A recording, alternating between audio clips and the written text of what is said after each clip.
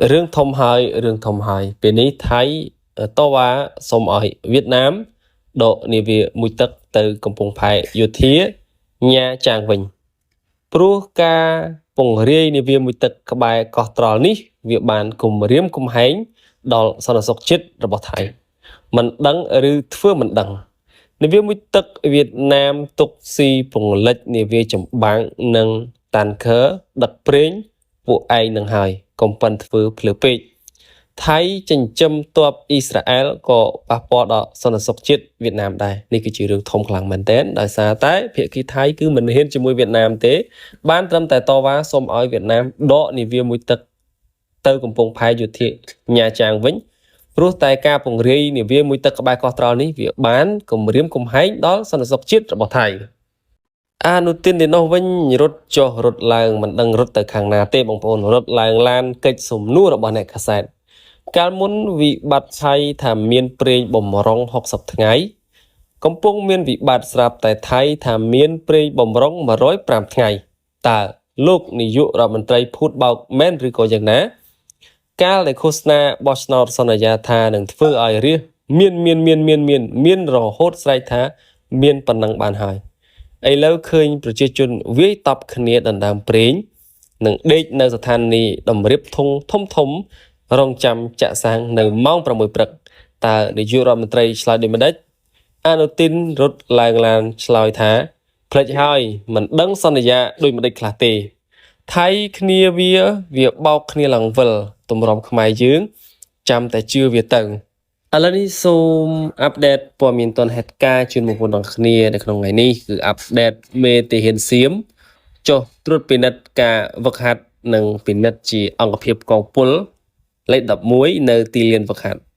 យុទ្ធសាស្ត្រលបបូរីបានមានគោលបំណងអភិវឌ្ឍសមត្ថភាពរួមគ្នាជាមួយនឹងការអនុវត្តបច្ចេកវិទ្យាបណ្ដុះបណ្ដាលរៀបចុះការគ្រប់គ្រងបេសកកម្មតាមផែនការរបស់កងទ័ពជើងគោកឬនេះគឺជារូបភាពមួយចំនួនបង្ហាញពីការចុះត្រួតពិនិត្យការហ្វឹកហាត់របស់មេទាហានសៀមទៅលើកងពលសៀមរឿងធំហើយពេលនេះប្រពន្ធពីលោកសុនសុភ័ក្រ ACU ចាប់អនុប្រធាននិងមន្ត្រីសាខាគយនិងរដ្ឋកោខេត្តកោះកុងព្រមទាំងមនុស្ស2នាក់ទៀតបញ្ជូនទៅតុលាការដែលល្បីល្បាញចាប់ឡានដឹកទំនិញមិនរើសតាំងពីទំនិញមានពន្ធទំនិញគ្មានពន្ធគ្រឿងអេតចាយត្រីសាច់បន្លែគ្រឿងផ្ទះដែលរុះរើនៅកន្លែងឈរជើងរបស់ពួកគេចំណុចអណ្ដូងទឹកសម្រាប់ជនសង្ស័យទាំងនេះត្រូវបាន ACU បញ្ជូនទៅកាន់តុលាការកាលពីថ្ងៃទី18ខែមិនិនាឆ្នាំ2026មកម្លេះតែទើបទម្លាយចេញនៅក្នុងកិច្ចប្រជុំក្រុមប្រឹក្សាជាតិប្រឆាំងអំពើពុករលួយក៏ចូលបពលើកទី8អាណត្តិទី4នាថ្ងៃទី25ខែមិនិនាឆ្នាំ2026នេះយោងតាមរបាយការណ៍របស់លោកយិនទៀងពុទ្ធិរិទ្ធអនុប្រធានទី1 ACU បានបញ្ជាក់ថាជនសង្ស័យ4រូបរួមមានទី1ឈ្មោះម៉ៅសាន់សូនីភេទប្រុសអាយុ58ឆ្នាំមុខរបរអនុប្រធានសាខាគយនិងរដ្ឋកោខេត្តកោះកុងជាប់សង្ស័យនៅក្នុងអំពើរំលោភអំណាចនិងសម្បត្តិប្រាក់ទី2ឈ្មោះម៉ៅតិតចាភេទប្រុសអាយុ54ឆ្នាំមុខរបរបុគ្គលិកជាប់កិច្ចសន្យានៃសាខាគយនិងរដ្ឋកោខេត្តកោះកុងជាប់សង្ស័យពីបទសំគំនិតក្នុងអំពើរំលោភអំណាចនិងសម្បត្តិប្រាក់ទី3ឈ្មោះពតស្រីនាងភេទស្រីអាយុ32ឆ្នាំមុខរបរមេផ្ទះជាប់សង្ស័យពីបទសំគំនិតនៅក្នុងការសម្បត្តិប្រាក់ទី4ឈ្មោះផលដុល្លារភេទប្រុសអាយុ27ឆ្នាំមុខរបរបុគ្គលិកធនាគារជាប់សង្ស័យពីបទសំគំនិតក្នុងការសម្អាតប្រាក់មុននេះបន្តិចមានការប៉ះទង្គិចសម្ដីគ្នារដ្ឋមន្ត្រីវប្បធម៌ខ្មែរ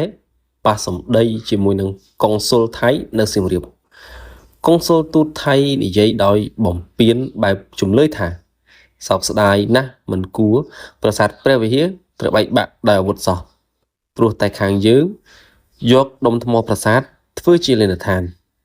នេះគឺជាពាក្យសម្ដីដ៏ថោកទាបរបស់មន្ត្រីក៏ដូចជាកុងស៊ុលថៃចេះហ៊ាននិយាយបែបនេះដោយប៉ះសម្ដីគ្នាជាមួយនឹងមន្ត្រីរដ្ឋមន្ត្រីវប្បធម៌ខ្មែរនៅឯសៀមរាប គ្មានចំនួនណាដែលពួកនយោបាយថៃនាំក្តីអាម៉ាស់ដល់ជាតិសាសន៍ថៃដូចសម័យនេះទេតើបងប្អូនដឹងទេគេតែងនិយាយថាទឹកមាត់ស្ដោះហើយមិនអាចលាបវិញបានប៉ុន្តែសម្រាប់អ្នកនយោបាយថៃសម័យនេះក្រៅអំពីជិះជាន់ធ្វើបាបជនជាតិថៃនាំឲ្យជួបនៅបញ្ហាសេដ្ឋកិច្ចនិងជួបបញ្ហានយោបាយផ្ទៃក្នុងជាច្រើនរហូតបាតកម្មនិងបាញ់សម្លាប់ពេញទីក្រុងបាងកកពេលគ្មានច្រកចេញក៏បានបង្កើតបញ្ហាតាមព្រំដែនដើម្បីកេងចំណេញនយោបាយរហូតคล้ายទៅជាសង្គ្រាមឈ្លានពានខ្មែរនៅថ្ងៃទី24ខែកក្កដាឆ្នាំ2025សង្គ្រាម5ថ្ងៃដែលថៃឈ្លានពានខ្មែរត្រូវបានប្រធានអាស៊ាននិងប្រធានាធិបតីដូណាល់ត្រាំចេញមុខអន្តរាគមន៍និងចូលរួមបង្កើតជាសេចក្តីថ្លែងការណ៍រួមទីក្រុងកាឡាឡាំពួរធ្វើឡើងនៅថ្ងៃទី26ខែតុលាឆ្នាំ2025ដោយនាយករដ្ឋមន្ត្រីនៃប្រទេសទាំងពីរដើម្បីបញ្ជាក់ជាថ្មីនៃការបដិញ្ញាចិត្តចំពោះសន្តិភាពនិងការដោះស្រាយបញ្ហាព្រំដែនតាមរយៈច្បាប់អន្តរជាតិនិងអនុវត្ត JBC និង JBC នីតិវិធីផ្អែកទៅលើសន្ធិសញ្ញាបារាំងសៀមឆ្នាំ1904ដល់1907ຂະຫນາດ1ក្នុង20ម៉ឺននិងអនុសារណៈ MOU ឆ្នាំ2000គ្រាន់តែមានសេចក្តីថ្លែងការណ៍រួមដែលទទួលស្គាល់ធ្វើសាក្សីប្រធានាធិបតីអាមេរិកនិងអាស៊ានភ្លាមគឺខ្មែរតែងប្រកាន់យកយ៉ាងខ្ជាប់ខ្ជួនរហូតភ្លេចខ្លួនថាថៃហ៊ានលេបសម្ដីនៃហត្ថលេខីដូចជាអ្វីបងប្អូនបានដឹងខ្មែរយល់ព្រមការដោះមីនព្រមដកអាវុធនិងអនុវត្តព្រំដែនគោកយន្តការ JBC ចំពោះការវាស់វែងបច្ចេកទេសរួចភាគីទាំងពីរបានឯកភាពលើទីតាំងបង្គោលព្រំដែនចំនួន45ក្នុងចំណោម74ដែលបានសិក្សាដោយប្រើបង្គោលគំរូបច្ចេកវិទ្យាទំនើបនិងឯកភាពសាងសង់បង្គោលព្រំដែនចំនួន15ឡើងវិញនៅតាមគំរូដើមសម័យបារាំងនៅលើទីតាំងដែលបានឯកភាពគ្នាប៉ុន្តែទោះជាយ៉ាងណាមហិច្ឆតារបស់សៀមដែលស្រឡាញ់នៃសង្គ្រាមនិងយកសង្គ្រាមដើម្បីដោះស្រាយបញ្ហានយោបាយផ្ទៃក្នុងពេលមុនបោះឆ្នោតថ្នាក់ជាតិដើម្បីយកប្រជាប្រិយភាពក៏បានចាប់ផ្ដើមឈ្លានពានខ្មែរជាលើកទី2ក្នុងរយៈពេល21ថ្ងៃដល់ថ្ងៃទី27ខែធ្នូឆ្នាំ2025បទជប់បាញ់ជាលើកទី2ត្រូវបានអនុវត្តចាប់ពីម៉ោង 12:00 ថ្ងៃត្រង់ដោយសារតែខ្មែរតស៊ូដល់ទីបញ្ចប់និងមានការអន្តរាគមន៍ពីប្រធានអាស៊ានប្រធានាធិបតីអាមេរិកដូណាល់ត្រាំនិងលោកវ៉ាងយីជារដ្ឋមន្ត្រីការបរទេសចិនជួបពិភាក្សាជាមួយនឹងសម្ភាគីកម្ពុជានិងថៃដើម្បីសម្របសម្រួលបញ្ចប់សង្គ្រាមទើបសៀមឬថៃព្រមប្រគល់វីរៈកងទ័ពខ្មែរ18រូបដែលកងទ័ពថៃចាប់ខ្លួនខុសច្បាប់ក្រោយបទជប់បាញ់លើកទី1បញ្ជូនត្រឡប់មកស្រុកខ្មែរវិញ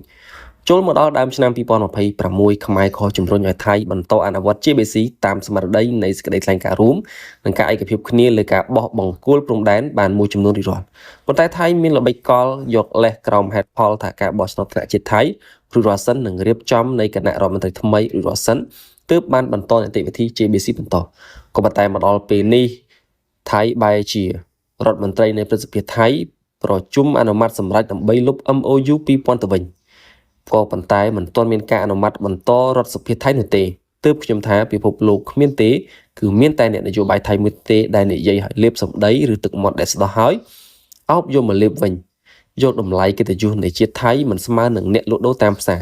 ឯកសារចុះហត្ថលេខាដោយផ្ទាល់ក៏បានទទួលស្គាល់ដោយអន្តរជាតិក៏មានមហាអំណាចជាសាក្សី